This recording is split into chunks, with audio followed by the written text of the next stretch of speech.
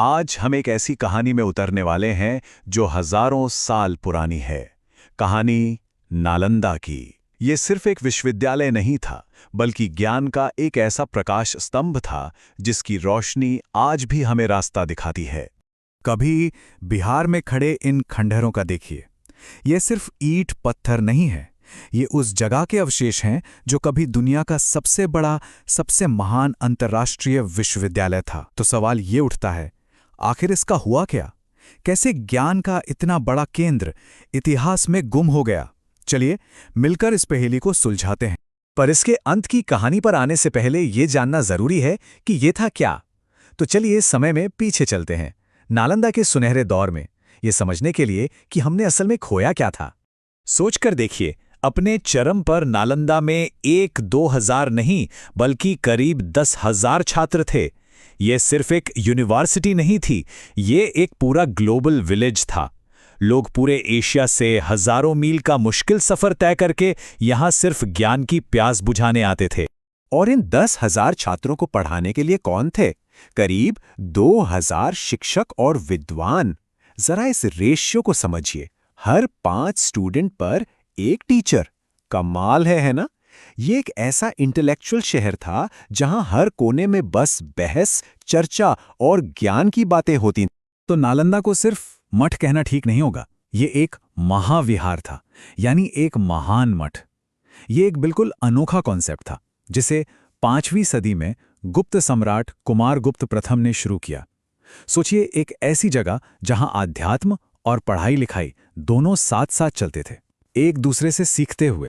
और हां, यहां का सिलेबस वो तो कमाल का था।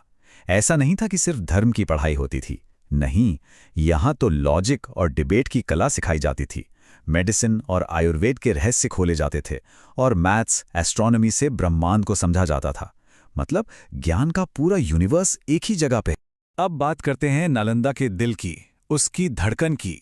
वो थी वहां की लाइब्रेरी, जिसे कहते थे धर्मगंज, मतलब ज्ञान का खजाना। और ये नाम बिल्कुल सही था। ये बस एक लाइब्रेरी नहीं थी, ये उस जमाने की पूरी दुनिया का ज्ञान अपने अंदर समेटे हुए की। और ये कोई एक बिल्डिंग नहीं थी, नहीं, ये 3 बड़ी बड़ी इमारतों का पूरा कॉम्प्लेक्स था। रत्नसागर, रत्नोदधि और रत्नरंजक। जरा कल्पना कीजिए, उनमें से एक रत्नोदधि 9 मंजिला इमारत थी, पूरी की पूरी किताबों से भरी हुई। आज के जमाने में भी ऐसा सोचना कितना मुश्किल है ना? ये दिखाता है कि ज्ञान के लिए उनका समर्पण किस स्तर का था। तो हमें ये सब पता कैसे चला? इसका श्रेय जाता है उन साहसी यात्रियों को जो दुनिया भर से नालंदा पहुंचे और उन्होंने जो कुछ भी देखा उसे अपने रिकॉर्ड्स में दर्ज किया। ये उनकी ही आंखों देखी कहानियां हैं।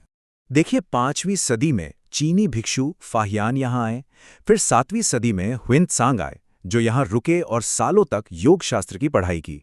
उनके बाद इत्सिंग आए।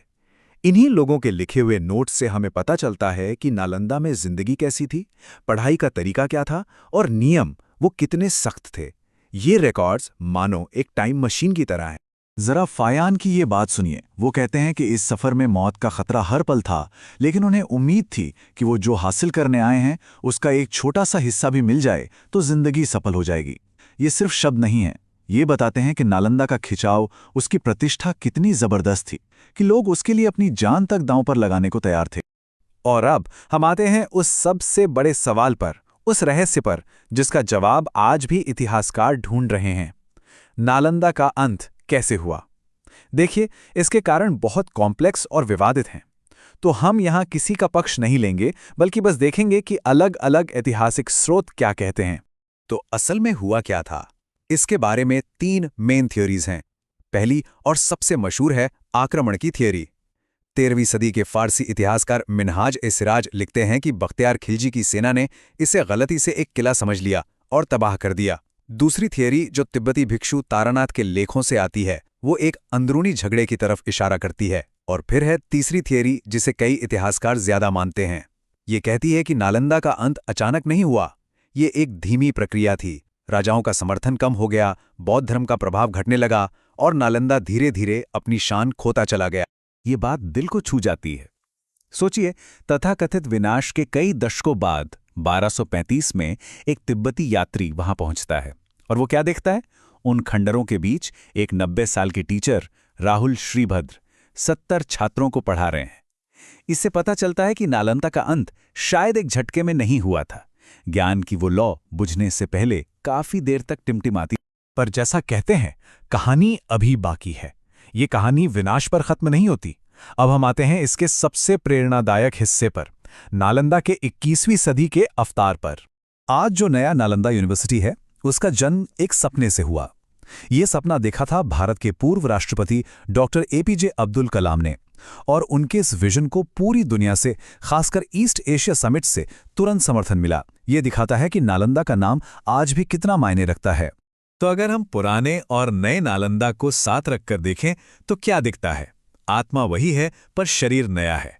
तब भी पढ़ाई मल्टीडिसिप्लिनरी थी, आज भी है। फर्क बस इतना है कि आज का focus climate change, sustainable development जैसी मॉडर्न चुनौतियों पर है। और ये जो नया 455 एकड़ का कैंपस है ना, ये तो सच में भविष्य की एक झलक है। इसे नेट जीरो कैंपस के तौर पर डिज़ाइन किया गया है। इसका क्या मतलब है? इसका मतलब है कि ये अपनी बिजली खुद बनाता है, सोलर एनर्जी से, अपने पानी को पुराने तरीकों से बचाता है, और इसका लक्ष्य है जीरो वेस्ट पैदा करना। ये सचमुच अतीत की बुद्धिमत्ता को भविष्य की टेक्नोलॉजी से जोड़ने का एक शानदार उदाहरण। तो देखिए, नालंदा की कहानी सिर्फ इतिहास का एक पन्ना नहीं है, ये आज भी जिंदा है। और जैसे जैसे ये अपने नए रूप में खड़ा हो रहा है, ये हम सब से एक बहुत ज़रूरी सवाल पूछता है कि हम अपने समय में, आज के दौर में ज्ञान के ऐसे केंद्रों को कैसे बनाएं, और उससे भी ज़रूरी उनकी रक्षा कैसे करें। ये एक सवाल है जिस पर हम सबको सोचने की ज़रूरत है।